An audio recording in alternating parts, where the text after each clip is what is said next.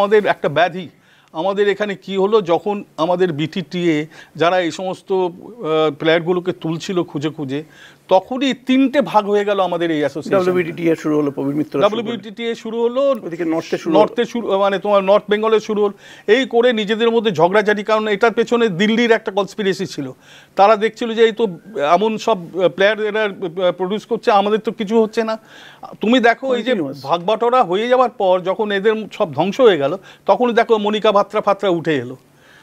ওদের এখনো পর্যন্ত যে অহিকা বা কৃত্তিকা বা এই পয়মন্তী বৈশ্য, সুতীর্থা, এই যে ছেলে এখনো যে খেলে যাচ্ছে, এখনো মৌমা যে টিমের 5th মেম্বার হয়ে খেলে যাচ্ছে, তো ওই সময়কার যে অনুশীলন করেছিল, যে অ্যাটেনশনটা পেয়েছিল, তারই নজির এটা।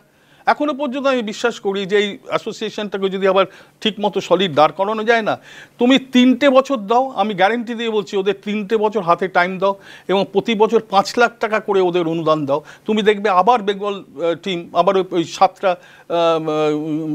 মেডেল, গোল্ড মেডেলের মধ্যে 5টা অন্তত আনবেই।